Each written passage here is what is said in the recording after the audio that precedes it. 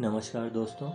आज हम बात करेंगे भीष्म साहनी द्वारा लिखित एक कहानी के बारे में जिसका नाम है चीफ की दावत। इस कहानी में मुख्यतः 4 पात्र हैं जो हैं मिस्टर शामनाथ, शामनाथ की पत्नी, शामनाथ की माँ और चीफ जो कि शामनाथ के बॉस हैं। शामनाथ एक दफ्तर में कार्यरत हैं और अपने बॉस को प्रसन्न करने के लिए वह अपने घर पर दावत रखते हैं जिससे कि उनकी तरक्की हो जाए।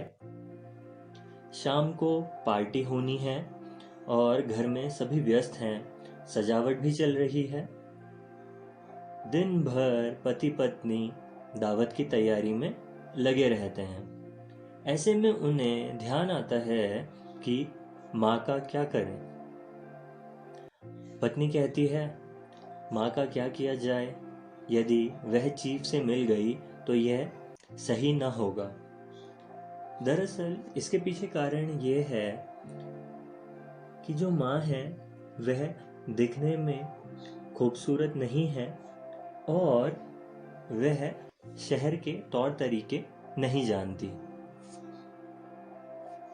अब शामनाथ और उनकी पत्नी बेचैन हो जाते हैं और वे सोचते हैं कि या तो माँ को कोठरी में रख दिया जाए या तो उनकी सहेली के यहाँ भेज दिया जाए।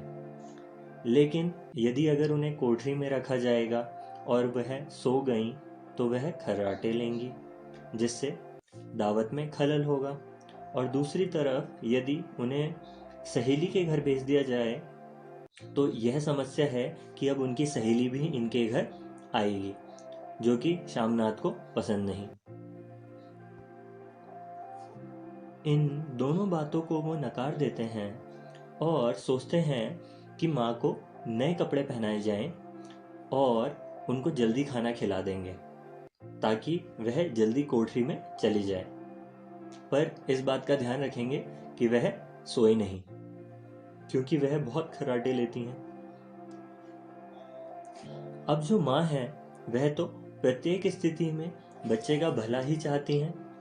वह यह सारी बातें सुनकर मान लेती हैं। माँ पुराने ख्यालात की हैं, धार्मिक भी हैं।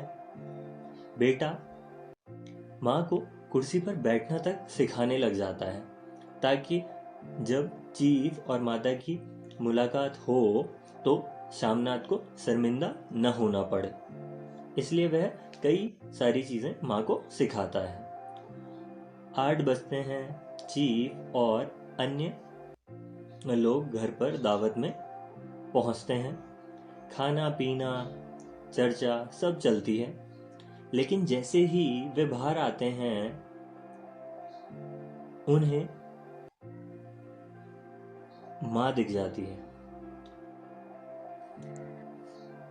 चीफ को जैसे ही शामनाथ की माँ दिखाई देती हैं वह उनसे मिलने के लिए जाता है। बेटा गलत सोचता है किंतु लोगों को सही लगता है। चीफ हाथ मिलाने के लिए माँ की ओर हाथ बढ़ाते हैं पर माँ इन तौर तरीकों से अनजान है। उन्हें नहीं पता कि यह कैसे किया जाए।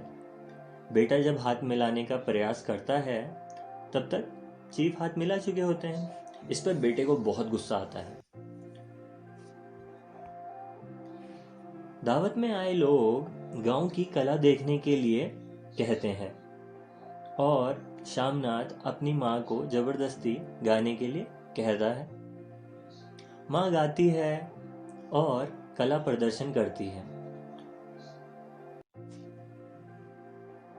चीफ वहाँ पर कला प्रदर्शन देखते हैं जिसमें माँ के द्वारा बनाई गई एक फुलकारी है। बेटा चीफ से कहता है कि मैं आपको फुलकारी बनाकर दूंगा। इस पर माँ कहती है, बेटा मेरी आंखें तो अब खराब हो चुकी हैं, फुलकारी कैसे बनेगी। पार्टी समाप्त हो जाती है और माँ कोठरी में आकर रोने लगती है।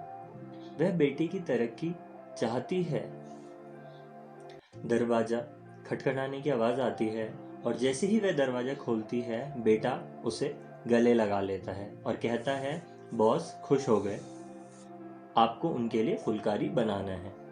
और माँ बताती हैं कि इस उम्र में फुलकारी अब कैसे बन पाएगी जब मेरी आंखें खराब हैं। मैं चाहती हूँ हरिद्वार जाना। जैसे ही यह बात शामनाथ सुनता है वह गुस्सा हो जाता है और कहता है आप हरिद्वार जाकर मेरा नाम बदनाम करना चाहती हो। मैं अपनी माता को संभाल नहीं सकता, लोगों को यह दिखाना चाहती हो। मेरे बॉस के लिए फुलकारी कौन बनाएगा? माँ कहती है किसी और से बनवा लो या खरीद लो, लेकिन शामनाथ कहता है आप ही बनाओगे।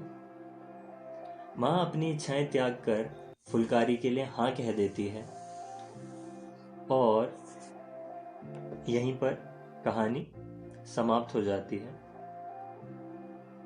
इस कहानी में दिखाया गया है कि इतने सारे अपमान के बाद भी माँ का हृदय कितना विशाल होता है। वह अपने बेटे के लिए असीम ममता से भरी है, जबकि दूसरी ओर शामनाथ को अपनी तरक्की के सिवा कुछ भी नहीं दिखाई देता। भीष्म साहनी ने इस कहानी में मानवीयता के अभाव को दिखाया है, जहां माता के असीम त्याग को भी दिखाया गया है। वह अपनी खुशियों को अपने बेटे की तरक्की के सामने दबा लेती है और हर स्थिति में अपने पुत्र का भला ही चाहती है। यह हमारे समाज में मध्य वर्ग की आर्थिक विडंबना का एक गहरा चित्र है।